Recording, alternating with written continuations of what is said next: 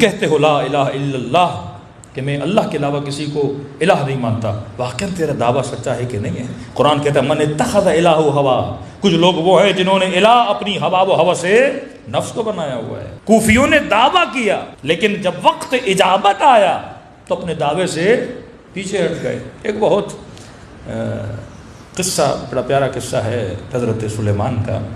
کہتے نبی سلیمان ایک جگہ سے گزر رہے تھے تو حضرت سلیمان پودوں سے، پلانٹ سے، درختوں سے بھی باتیں کرتے تھے۔ کہتے ہیں یہ جتنا علم ہے، پلانٹس کا جتنا علم ہے کہ اس پودے کا یہ فائدہ ہے وہ فائدہ ہے، یہ حضرت سلیمان سے زیادہ نسلوں میں منتقل ہوا۔ وہ ایک پودے کو، پلانٹس کو اٹھاتے تو اس سے پوچھتے تھے بتا تیرا فائدہ کیا ہے، تو پودا بھی حضرت سلیمان کے ساتھ کلام کرتا تھا، حیوانوں کے ساتھ باتیں کرتے تھے، چونٹیوں کے ساتھ کلام کرتے تھے۔ دوسری خوبی حضرت سلیمان کی یہ تھی کہ حضرت سلیمان جس بھی چیز کو دیکھتے تھے اس چیز کو دیکھ کر اللہ کی یاد میں آتے تھے۔ یہ انبیاء کا ایک درس ہے۔ شیطان کبھی بھی اصل کا انکار نہیں کرتا، شاید میں نے کل کی مجلس میں کہا تھا، شیطان اصل کا انکار نہیں کرتا۔ شیطان کیا کرتا ہے؟ مثلا ایک خوبصورت پھول ہے، اب شیطان آپ کو یہ نہیں بولے گا کہ پھول خوبصورت نہیں، شیطان آپ کو اس پھول کے اندر اسٹک کر دے گا، پھنسا دے گا کہ تم پھول میں ہی پھنسے رہو اور آگے نہ بڑھو۔ انبیاء کا کام، اولیاء کا کام کیا ہے کہ آپ کو صرف حسن میں نہ پھنسائے رکھیں، آپ کو خالق حسن تک پہنچائیں۔ ہاں؟ شیاطین امت کیا کرتے ہیں؟ حسن تک، ہاں مال ہے، اچھی بات ہے کمانا، لیکن اس میں اٹک نہ جانا، حسن میں اٹک نہ جانا، ایک حسین سے دوسرے حسینوں تک جمپ نہ لگاتے رہنا۔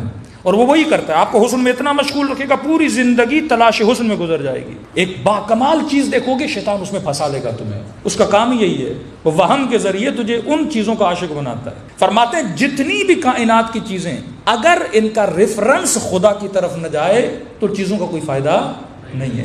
تبھی فرمایا بہترین چیزیں جب تمہارے سامنے فوراً کہو سبحان اللہ، اللہ کی تعریف کیا کرو، حسن کو دیکھ کر خالق حسن تک پہنچا کرو۔ اور یہی کام مذہب میں آ کر کرتا ہے۔ مثلا شخصیت پرستی اسی چیز کا حصہ ہے۔ وہ شخص تب با کمال ہے جب اس کو دیکھ کر تم کہاں پہنچو؟ خدا تک پہنچو۔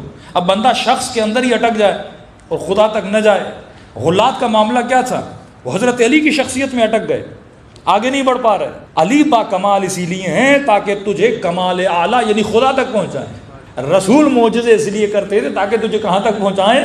خدا تک پہنچائیں۔ اب بندہ وہیں پر آ کر کیا ہو جائے؟ رک جائے۔ یہودی موسیٰ پر رک گئے، عیسائی عیسیٰ پر رک گئے، مسلمان محمد پر رک گئے، زیدی چوتھے امام تک رک گئے۔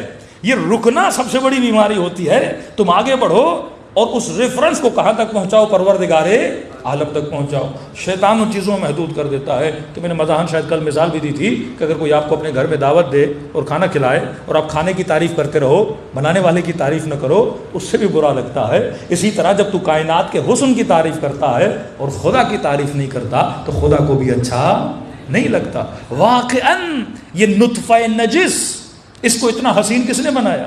یہ بدبودار نطفہ، یہ نجس نطفہ، اس کو اتنا حسین کس نے بنایا؟ خدا نے بنایا۔ مولا فرماتے اولہ نطفہ وآخرہ جیفہ، ذرا اپنی حقیقت کو پہچان کہ انسان تیری ابتدا نطفہ ہے، تیری انتہا کیا ہے؟ مردار ہے۔ اس بیچ میں اتنی حسین زندگی کس نے بنائی ہے؟ پروردگار عالم نے بنائی ہے۔ تو حضرت سلیمان کی عادت تھی، وہ چیزوں کو دیکھ کر کہاں پہنچتے تھے؟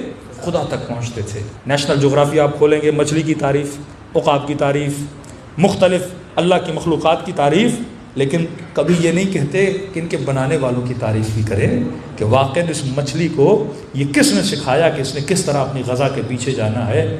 ایک حدیث بھی ہے اور واقعی یہ نئی ریسرچ بھی ہے، آپ نے سنا ہوگا کہ ایک دریا کی بہت بڑی مچھلی ہوتی ہے جو کئی مچھلیوں کو کھاتی ہے۔ اب ظاہر ہر انسان کو برش کرنے کی بھی ضرورت ہوتی ہے، مچھلیوں کو بھی ضرورت ہوتی ہے کہ دانتوں میں کیڑے نہ لگ جائیں۔ اب یہ مچھلی سمندر سے باہر آتی ہے، اپنا منہ کھولتی ہے۔ پھر ایک پرندہ ہواؤں میں اڑتا ہوا خدا نے بنایا ہے، جس کی غذا ہواؤں میں نہیں ہے، اڑتا ہواؤں میں ہے۔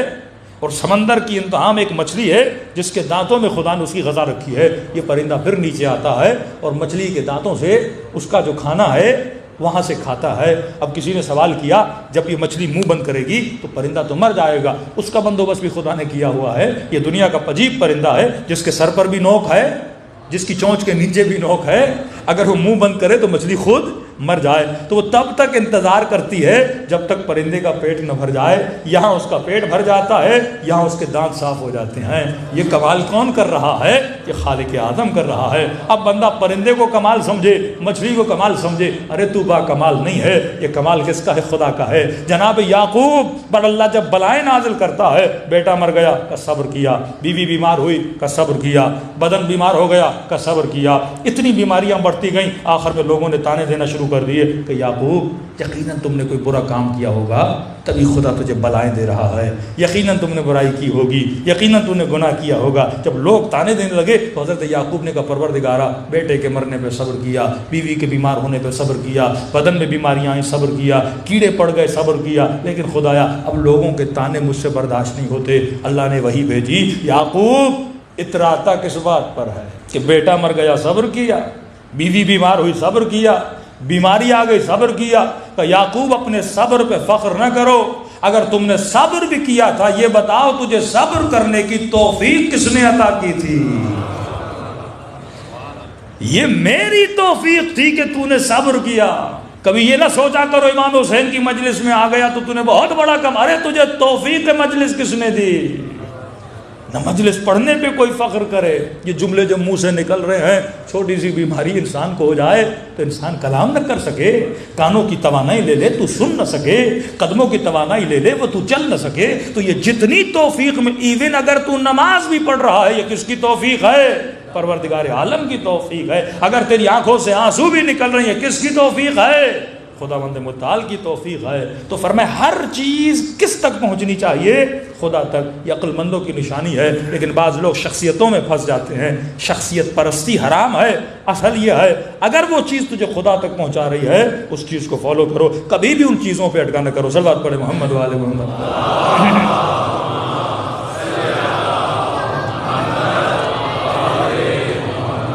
ہم نے کہا مدعی ادعا کرنا کہ واقعا میں علی کا ماننے والا ہوں, یہ بڑا آسان ہے. مولا حسین کا ماننے والا, مولا میں ہوتا اپنی جان قربان کرتا, ادعا ہے. میں لا الہ, میں موحد ہوں, یہ ادعا ہے. دعویٰ کر رہا ہوں کہ میں ماننے والا ہوں. لیکن کبھی میں نے 5 منٹ کے لیے سوچا کہ یہ دعویٰ کتنا سچا ہے. اگر واقعاً پریکٹیکلی ایسا وقت میرے اوپر آئے میں کیا کروں گا؟ حضرت سلیمان گزر رہے تھے, کیا دیکھا؟ ایک چڑیا اور ایک چڑا, نر اور مادہ.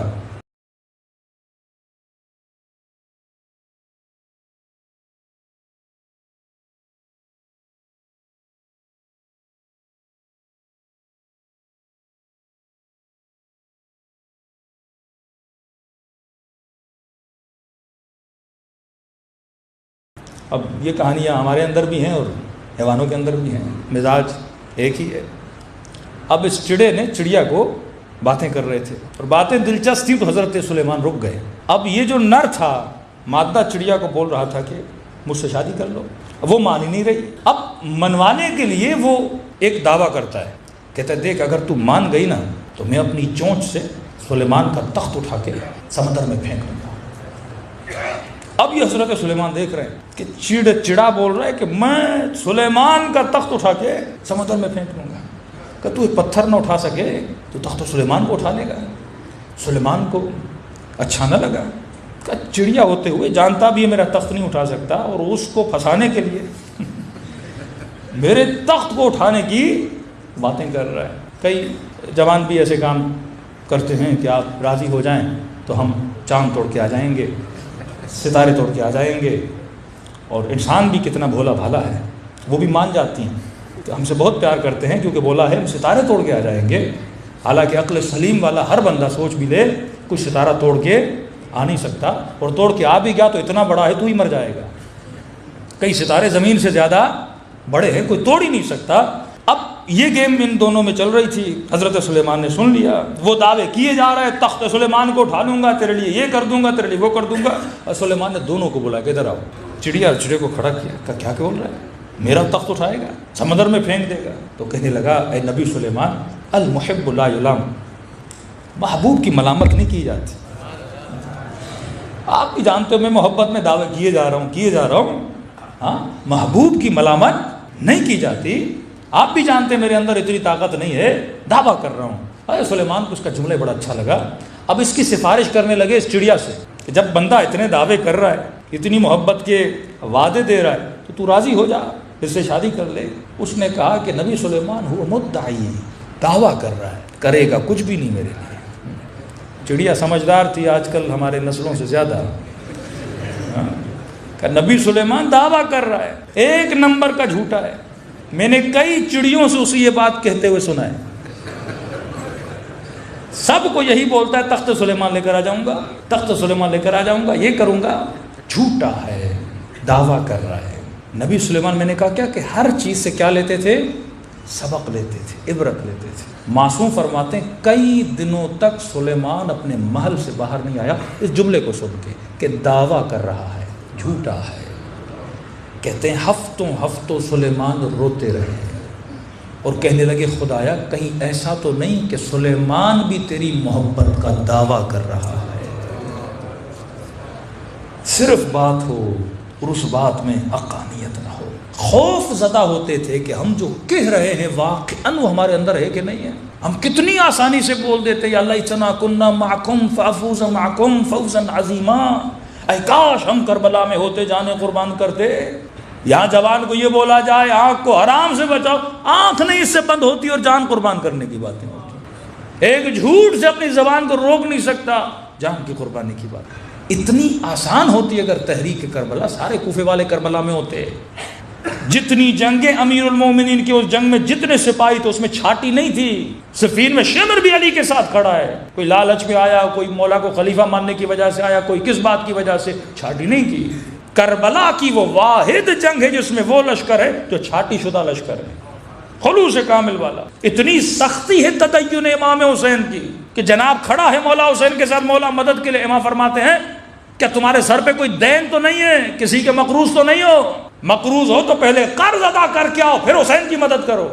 کہنے لگا مولا دیر ہو جائے گی، آؤں گا جاؤں گا، کہیں واقعہ نہ ہو جائے۔ کہ ہوتی ہے تو ہو جائے، اگر اتنا تجھے پرواہ ہے دیر ہو جائے گی، چلو کسی کو وکیل کر کے آؤ اپنا، کہ تیرے مرنے کے بعد تیرے اموال سے پیسے کاٹ کے اس کو ادا کر۔ جس سرزمین کربلا پہ امام حسین پوچھتے ہیں کتنے کی سرزمین ہے؟